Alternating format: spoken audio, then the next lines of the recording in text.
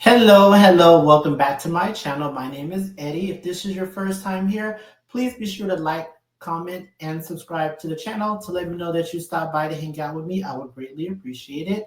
So without further ado, let's go ahead and get right into the content for today. I'm actually excited to talk about this today because I am a huge Wendy Williams fan. I used to love her show. Hot Topics was like my thing. Even now, I still go on YouTube and look up certain segments from Hot Topics because it's just a fun time. That's my idea of a fun Friday night is listening to old Hot Topics.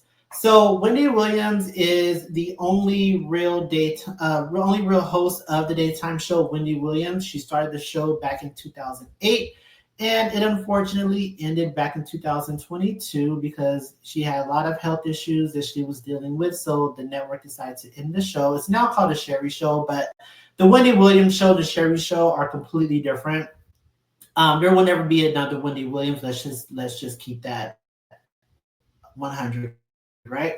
So I was excited today because she did go on the View. I thought it was gonna be like an actual like live show, but she actually called into the show. But whatever, it's fine.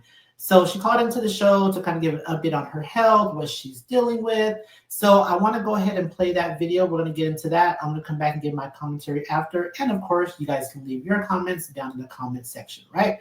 So let's go ahead and sit back, relax, get into the content, and then I'll come back and I'll give my commentary. Lovely to hear from you. You've been living in a memory care unit for almost a year, I understand. On Monday, you were taken to the hospital, which you walked to the ambulance, so you're ambulatory, and you were discharged on Wednesday. Well, so why did you go to the hospital in the first place? Well, I went to the hospital. I was having a little agina, and to go to the hospital. Look, where I live, you know what I'm saying, at this memory unit on this floor, I just needed a breath of fresh air. You know what I'm saying? I needed to see the doctors, so that's why I went to the hospital. I see. All right. And then while I was at the hospital, I also got blood drawn for my thyroid. But most importantly, what I'm saying, being at the hospital, it was my choice to get an. So first and foremost, she sounds really good. She's forming these sentences like a normal person. She doesn't sound like she's on any medication or anything like that. It just sounds like normal purple chair Wendy to me. So I'm actually really excited to hear this because I'm already liking how she sounds. She sounds really positive. So let's go ahead and keep going with this. Independent evaluation on my incapacitation, which I don't have it. You sound okay to me. How dare they say I have incapacitation? Yes. I do not. Okay. Anna? Well, Wendy, this is Anna Navarro. You and your niece, Alex, who we've had on our show, went out to dinner. So in addition to fresh air, you needed good food on Wednesday. How'd that go, Wendy? And well, I thought it was great at first. Alex and the boyfriend, they flew from Miami to New York. They got me at the hospital, and then, with permission from the guardian, of course, we left the hospital and by amulet, and we stayed here for, I don't know, about an hour because we knew that we were going out to eat, just to celebrate, life. Because, I'm out of coterie for a moment. I'm off that floor for a moment. So we went to Tucci's and we had great lunch or great dinner. And then when we finally got back here, there was paparazzi, so we stopped, you know what I'm saying? That's what I do. I stopped, I posed, you know what I'm saying? And then these two people, I'm sorry, that's what I do. So then these two people who work here, they're usually gone by like 5 o'clock, 1, and the other one like 7 o'clock, right? They're still downstairs, like they're waiting for me. I'm like, oh my gosh, what is about to happen? It is a locked unit. Like they have to use keys, the people who work here, to open it, to take the elevator downstairs. I am not permitted to do anything but stay on this floor, the memory unit floor, where the people are 90 and 80 and 70. Look, I'm 60, and I don't even know what a memory unit. Why am I here? You know what I'm saying? Where people don't remember anything. And so I stay in the bedroom the majority of the time. Wow. I never go out to eat with them. I stay in the bedroom. Am I permitted to have, my friend Gina to come visit me? No. Wow. She has to get permission. Wendy, this is Sunny. I have to read this statement because we've referenced your guardian, Sabrina Morrissey.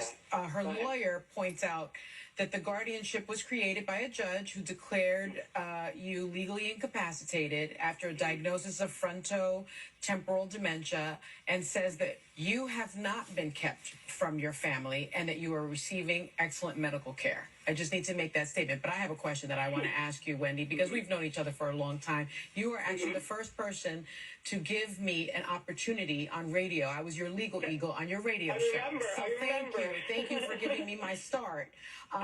You're a legendary broadcaster. We know that. You broke the mold. I know you love the work.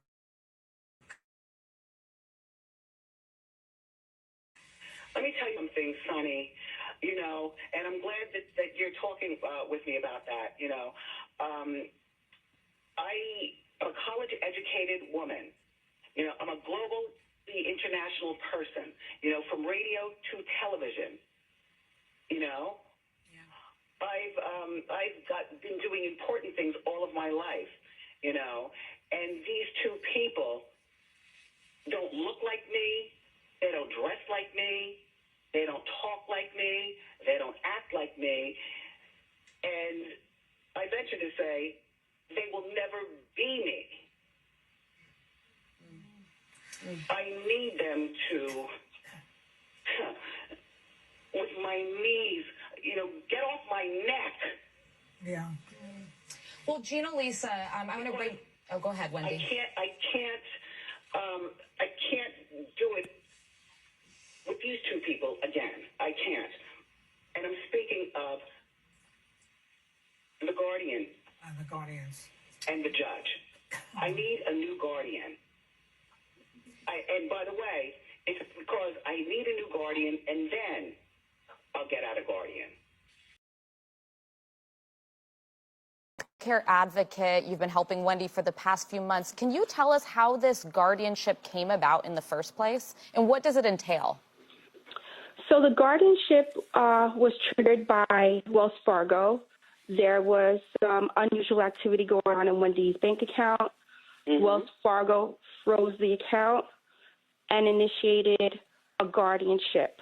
Okay, and that's where the guardianship happened. And I didn't mind it at that time at all because it's about my money and keeping my money safe. You understand what I'm saying? But at this point in my life, I want to terminate guardianship and move on with my life, if that's possible at all. So because it was a voluntary guardianship in the beginning, it was fine because Wendy wanted to get some discussion with her finances and get things together. What ended up happening was Wendy didn't realize that this person was going to take her whole entire life. She just thought someone was just going to come and protect her. Exactly. And what happened played really nice to me. Everybody played really nice to me. And I was like, okay, no problem. Where am I going next? I'm going to Connecticut. And next thing you know, from New York, I'm in Connecticut. And the entire building is memory unit. And it was the worst of all. It was worse than where I am in New York. It was horrible. Nothing but grass and trees and memory unit. And why am I there? But you know what?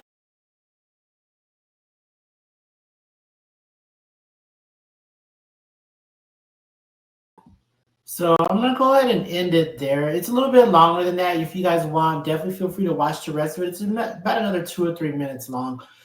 So here's the thing, because you heard the important parts. She sounds really good. I'm happy that she sounds so positive, but I do feel bad that she's in this memory unit and this guardian that she clearly does not get along with is the one. Like, imagine somebody who you don't get along with is the one that's pretty much in charge of your entire life.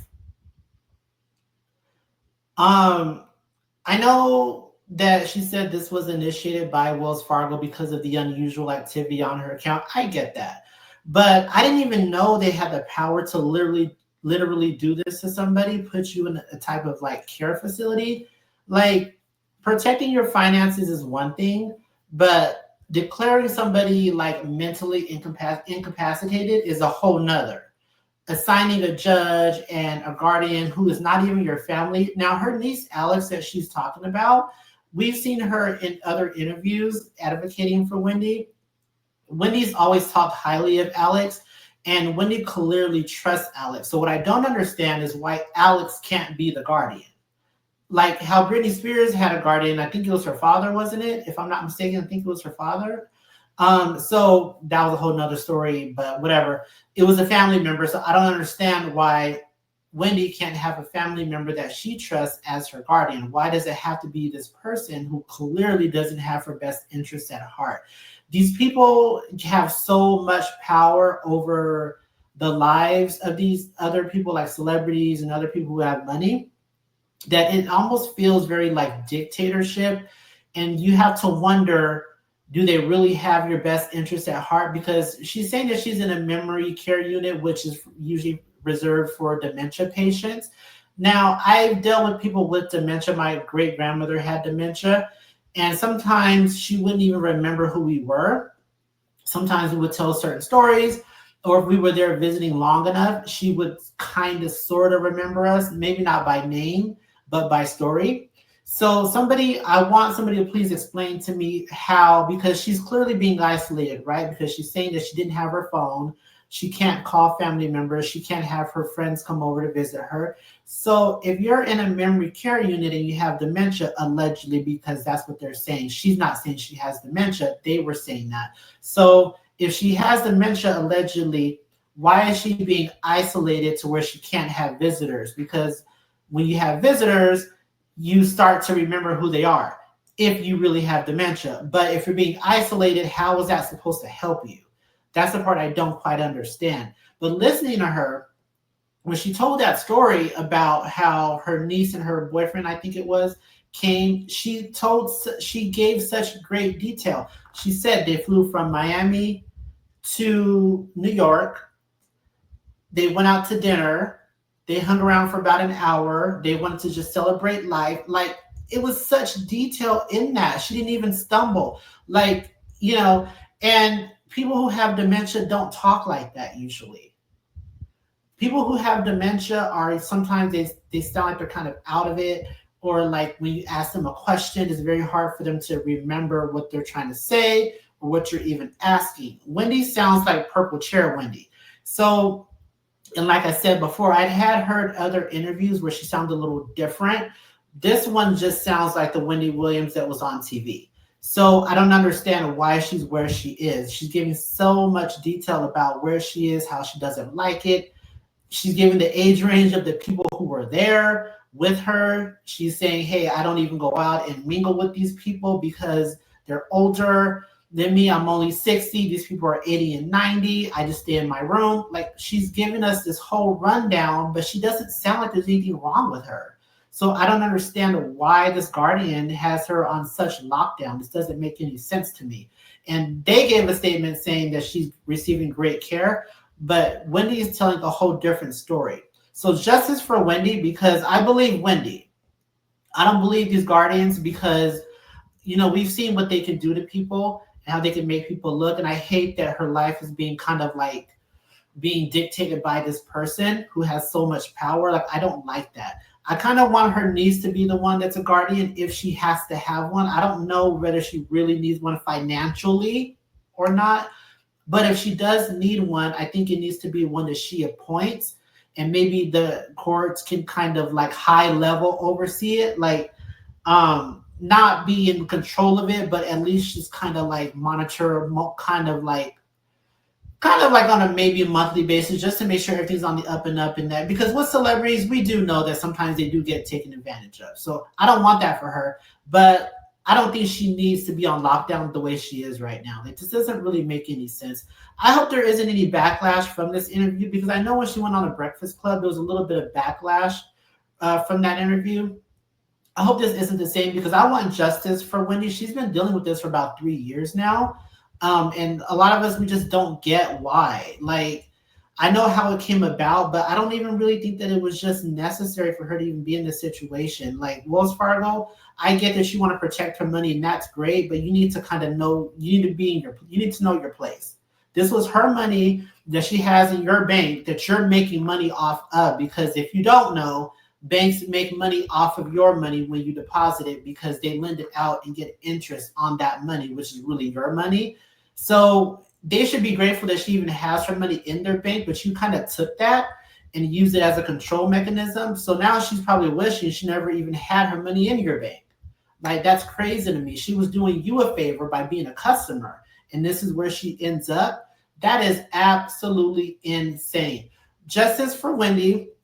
We love you. We want you back on TV, or if not on TV, maybe like a podcast or back on radio. If you guys don't know, Wendy actually got her start in radio. She was on the radio in New York, or it was either New York or New Jersey. I can't remember, but I used to listen to her on the radio before the Wendy Williams show came on back in 2008. So when she came on in 2008, I already knew who she was because I used to listen to her on the radio all the time when I was at work. So I was really excited when the show came on, the first season. It kept getting renewed and renewed and renewed, and then everybody kind of caught on to it, and it got known as the Wendy Williams Show, the Purple Chair. Everybody knows it. So justice for Wendy. We love you. We can't wait to have you back on TV or on the air or on a podcast. If you guys can, support Wendy, share the videos. Justice for Wendy. That's what we're saying all weekend long. Justice for Wendy. This guardianship should have never happened. She deserves better. She's put in so much work in the industry. She made so much money. She deserves to enjoy it. She deserves to enjoy life, not be in a memory unit in a care facility with people that she doesn't even relate to because she doesn't have memory loss. So justice for Wendy. I hope you guys have a good weekend. Please be sure to like, comment, and subscribe. Share your take down in the comments. What do you guys think about this interview? Do you guys think she needs to be there? I don't think she needs to be there. But let me know what you guys think down in the comments, and I'll talk to you guys in the next one. Peace.